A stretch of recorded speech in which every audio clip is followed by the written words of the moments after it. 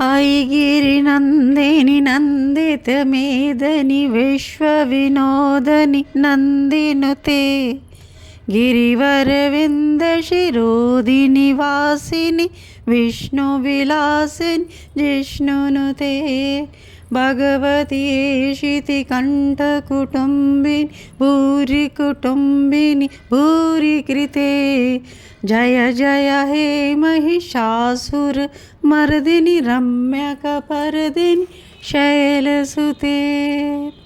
जय माता की सभी भक्तों को। आइए देवी के पवित्र पावन नवरात्रों में हम देवी की पावन अमृत कथा श्रवण करते हैं।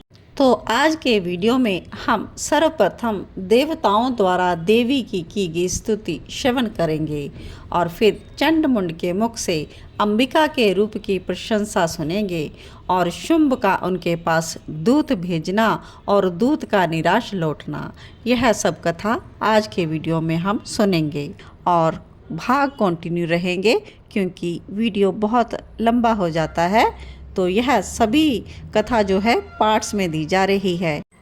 तो आप पिछले के भाग की कथा श्रवण करने के लिए कृष्णा डिवोशन चैनल की प्लेलिस्ट में जाएं और माता की कथा का प्लेलिस्ट ओपन करेंगे तो आपको सभी कथाओं के वीडियोस वहां पर मिल जाएंगे और नवरात्रि स्पेशल वीडियोस भी आपको वहां पर मिल जाएंगे। मैं डिस्क्रिप्शन में इसका लिंक भी दे दूंगी। तो आइए श्रवण करते हैं आज की कथा। ओम नमो नारायणी। ऋषि कहते हैं कि पूर्व काल में शुंभ और निशुंभ नामक असुरों ने अपने बल के घमंड में आकर शचीपति इंद्र के हाथ से तीनों लोगों का राज्य और यज्ञ भाग छीन लिए। वे ही दोनों सूर्य, चंद्रमा, कुबेर, यम, वरुण के अधिकार का भी उपयोग करने लगे।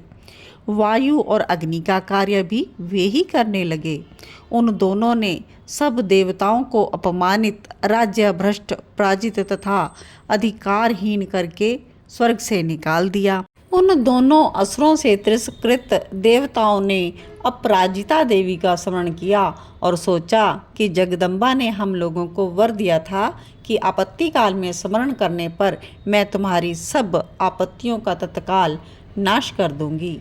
यह विचार कर देवता गिरिराज हिमालय पर गए और वहां पर भगवती विष्णु माया की स्तुति करने लगे। देवी को नमस्कार है, महादेवी शिवा को सर्वदा नमस्कार है, प्रकृति और भद्रा को प्रणाम है। हम लोग नियम पूर्वक जगदम्बा को नमस्कार करते हैं, रुद्रा को नमस्कार है, नित्या गौरी धात्री को बारंबार नमस्कार है, ज्योत्सनामयी चंद्र रूपनी सुख स्वरूपा देवी को प्रणाम है, शरणागतों का कल्याण करने वाली वृद्धि और सिद्धि रूपा देवी को हम बार बार नमस्कार करते हैं। राजाओं की लक्ष्मी शर्वाणी स्वरूपा आप जगदम्बा को बारंबार नमस्कार है। दुर्गा, दुर्गपारा, सारा ख्याति सर्वकारिणी कृष्णा धूम्रा देवी को सदा नमस्कार है। जगत की आधारभूता कृति देवी को बार बार नमस्कार है। जो देवी सब प्राणियों में विष्णु माया के नाम से कही जाती है उसे नमस्कार है। जो देवी सब प्राणियों में चेतना कहलाती है उसे नमस्कार है। जो देवी सब प्राणियों में बुद्धि रूप से स्थित है, जो देवी सब प्राणियों में निद्रा रूप से स्थित है, जो देवी सब प्राणियों में शुद्धा रूप से स्थित है, जो देवी सब प्राणियों में छाया रूप से स्थित है, जो देवी सब प्राणियों में शक्ति रूप से स्थित है उसे बारंबार नमस्कार है। जो देवी सब प्राणियों में तृष्णा रूप से स्थित है उनको नमस्कार है। जो देवी सब प्राणियों में शांति रूप से स्थित है, जो देवी सब प्राणियों में जाति रूप से स्थित है, जो देवी सब प्राणियों में लज्जा रूप से स्थित है, जो देवी प्राणियों में शांति रूप, श्रद्धा रूप, कांति रूप, लक्ष्मी रूप, प्राणियों में वृत्ति रूप, प्राणियों में स्मृति रूप, दया रूप, दृष्टि रूप उसको बारंबार नमस्कार है। जो देवी सब प्राणियों में माता रूप से स्थित है, भ्रांति रूप से स्थित है और इंद्रिय वर्ग की अधिष्ठात्री देवी है तथा सब प्राणियों में सदा व्यापत रहने वाली है, उन व्यापती देवी को सदा नमस्कार है। जो देवी चैतन्य रूप से इस संपूर्ण जगत को व्यापत करके स्थित है, उनको नमस्कार है। पूर्व काल में अभिष्ट प्राप्ति होने से देवताओं ने जिनकी स्तुति की थी, तो देवराज इंद्र ने बहुत दिनों तक जिनका सेवन किया था, वह कल्याण की साधन भूता ईश्वरी हमारा कल्याण और मंगल करे और सारी आपत्तियों को नाश कर डाले। उदंड दैत्यों से सताए हुए जब सभी देवता परमेश्वरी को नमस्कार करते हैं, भक्ति से विनम्र पुरुषों द्वारा स्मरण की जाने पर तत्काल ही संपूर्ण विपत्तियों का जो नाश कर देती है, वे जगदम्बा हमारा संकट दूर करें। जब सभी देवता इस प्रकार से स्तुति कर रहे थे, तो पार्वती देवी गंगा जी के जल में स्नान करने के लिए आई। उन सुंदर बोहों वाली भगवती देवताओं से पूछती है, आप लोग यहाँ किसकी स्तुति करते हैं? तो उन्हीं के शरीर कोश से एक शिवा देवी प्रकट हुई। शिवा देवी बोली, शुंभ दैत्य से तिरस्कृत और युद्ध में निशुंभ से पराजित होकर यह सभी समस्त देवता यहाँ पर आपकी स्तुति कर रहे हैं। पार्वती जी के शरीर से अंबिका का प्रादुर्भाव हुआ था, इसलिए वह समस्त लोकों में कोशकी कही जाती है। कोशकी के प्रकट होने के बाद पार्वती देवी के शरीर का रंग काला हो गया और वह हिमालय पर कालिका देवी के नाम से विख्यात हुई।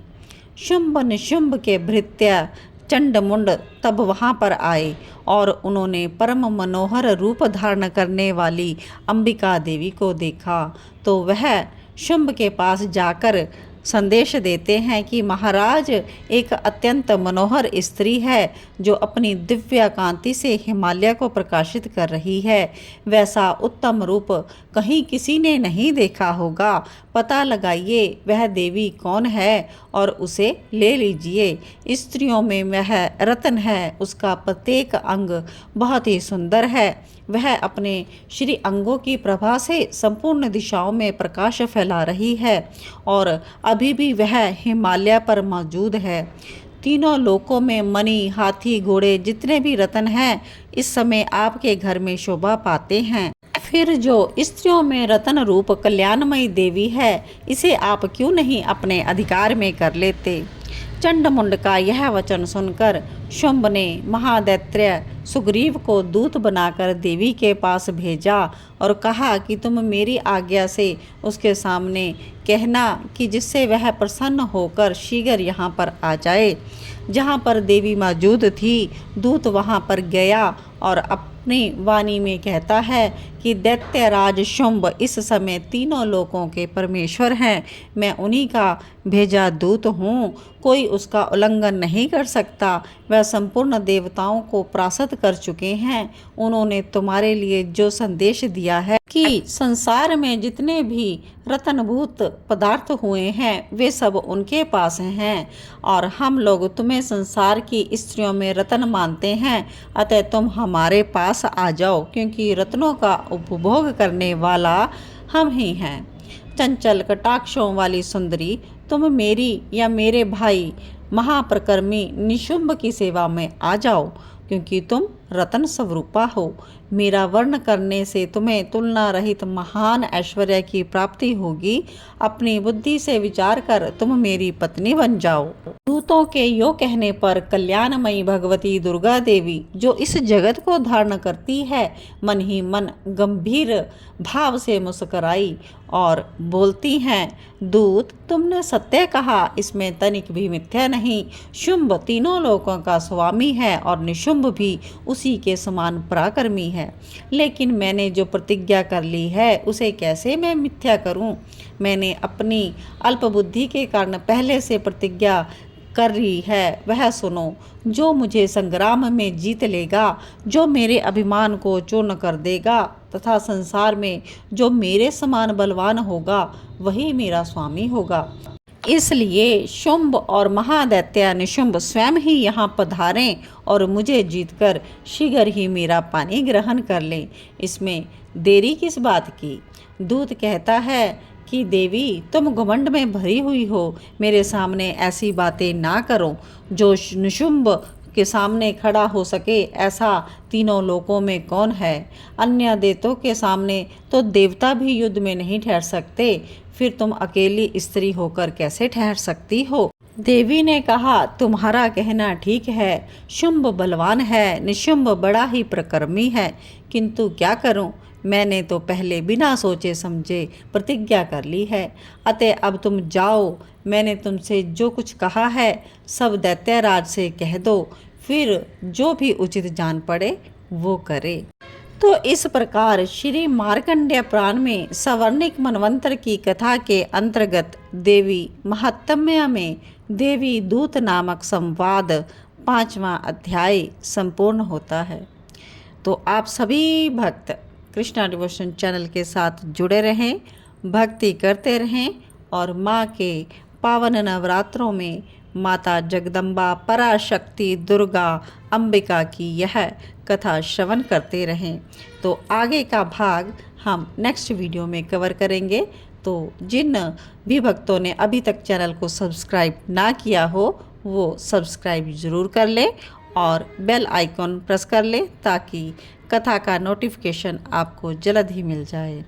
जय माता दी। सूरवर वर शनि दुर्धर धर शनि दुर्मुख मर शनि हर्षरते त्रिभुवन पोषणि शंकर तोषिन् किल विषमोषन् घोषरते धनुजनि रोशनि दितिसुत रोशनि दुर्मद शोचनि सिंधुसुते जय जय हे महिषासुर मर्दनि रम्यक परदनि शैलसुते।